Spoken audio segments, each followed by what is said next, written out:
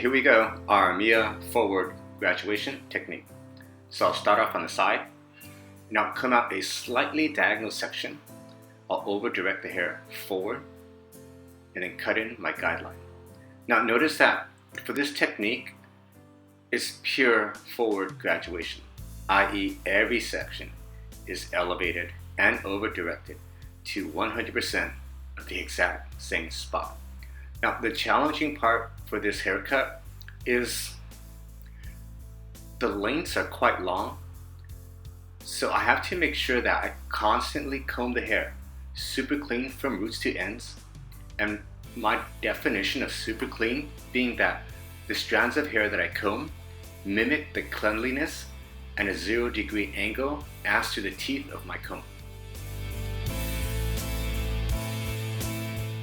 I'll jump into the key elements that you have to pay attention to, which will allow you to execute this haircut perfectly. 1. Stand your ground, i.e. my body position and the placement of my feet are at the exact same point throughout the right side of this cut.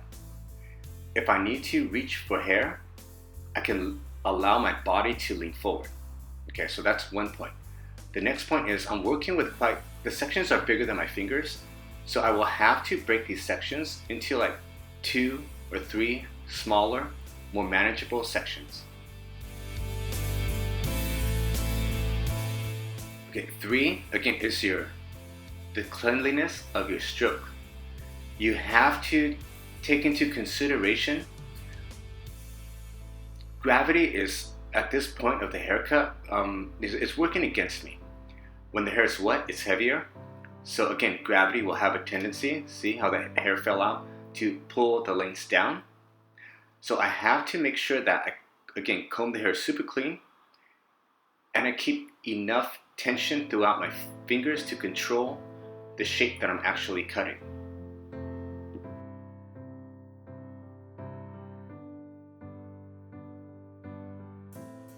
Okay, so now we jump onto the other side. So through the left side, I have to cut the hair at the exact same length, at the exact same elevation, and the exact same finger angle. So again, I place my feet and my body position at the same point throughout the entire haircut. Elbows, scissors, comb, section are all parallel. So this will allow me for the greatest amount of control. Another key point, you need to maintain your stroke count to a bare minimum. What I mean by this is every millimeter that you comb the hair away from the scalp, your level of difficulty will increase. Same consistent repetitive motion will increase your margin for error. So I want to keep my stroke count to a minimum. Like I'll come out a section, I'll break it in 2s, and each smaller section, ideally, I'll have to comb it out once, maybe maximum twice. My stroke count is slow because I give my eyes ample time to ensure that I'm combing the hair super clean and that my elevation is on. And notice this portion, I just comb it out once, I elevate, I follow my guide, and I cut. So I'm not combing out that same section like multiple times because of my awareness of the fact that when I do, again, the same repetitive motion, my margin of error will increase dramatically. This technique, I'm taking a minimalist approach. Less is more, 80-20. I can comb out this section, say 2 or 3 times and hit it, or I can multiply that and comb it out like 10 to 15 times. So logically, if you're thinking properly, you'll assume that combing out the section like many times is actually a waste of energy, effort, and again, it increases your margin for error. So just be aware of that. And the way to control your stroke count is just having a greater awareness and a stronger mindset, a mind map, and knowing exactly what you will be doing with that section prior to even combing it out. Now I'll incorporate the back area. So I'll take my sections, I'll take from the top, and I have working guidelines from both left and right sides. So from there, I'll just point cut in the line that connects them. And I'll take another horizontal section. Here I'm standing right behind the occipital bone, so my chest is parallel to the O bone, which will allow me for the greatest amount of control. I just comb the hair straight up, and I just go in and I'll point cut and connect my shapes. So here I'm just removing that slight amount of weight that I built up via all that over direction and the protrusion of her occipital bone. Okay, so as I work the top area, I'll take a guideline from both sides, and here I'll comb the hair straight out. Now notice this section is bigger than my finger, so I'll break it in two, and I'll just work off my existing lengths to the sides, which are my guides.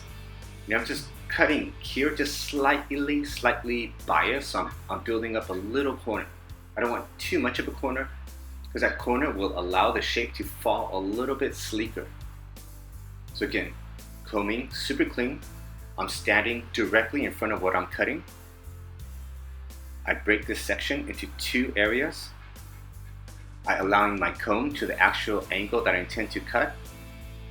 My comb in at the angle I want to cut, and then I just have my fingers follow the shape of my comb. So through the entire top area, again, I'm over directing forward to that exact same point because the sides were cut over directed to that same point. So here I'm just connecting. So again, break up that section into two pieces. Make sure you comb the hair super clean from roots to ends. Notice how clean each strand of hair is. Now that will give me a totally accurate and perfect guideline. If there's any snags in those lines, those snags equal longer lengths. So again, the hardest part for me cutting long hair is actually how I control it, how I direct it, how I elevate it. It's not necessarily the cleanliness of a guideline, because if I comb the hair off, it doesn't matter how clean that hair looks between my fingers. When I comb it out again, I will have excessive length, and that excessive length origins from my lack of cleanliness in my stroke. Again, just connecting the sides, combing the hair perfectly clean, standing in the same position. Now, for the crown area, be aware of any vicious cowlicks. They have to take into consideration. If you run across a killer cowlick, ease off on the tension. Or you can just, since I'm using a 107 comb, I can flip to the wider side.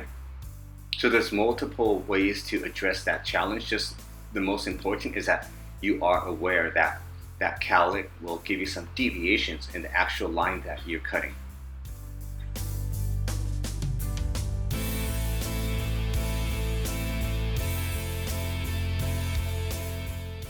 Okay, so jumping to the blow dry, I'm going for a nice smooth bevel, and I need to make sure that I nail this cuticle super shut. As I dry the hair, I don't like to make gigantic movements with my body. I allow my body to move forward and then move backwards, and I constantly have that brush just moving slightly, which will give me a nice smooth finish and a bevel at the end. So again, finishing off the hair, just using my body, just blowing in that a little bit more curvature through the front area, and just make sure that that cuticle is super shut, so the end result will be shiny, amazing, and you want it to be like silk-like. You want after the blow dry, that the hair feels like silk, looks like silk, i.e. means beyond super shiny. You want that finish to look like she just had a conditioning treatment, like a photo finish for a deep conditioning treatment still advertisement photo. Okay, so after the blow dry, I'll go back and I'll just cross-check and texturize my shape. Just chipping in, removing weight, making sure my lines are clean. Okay, and there we have it, our Mia forward graduation. Enjoy.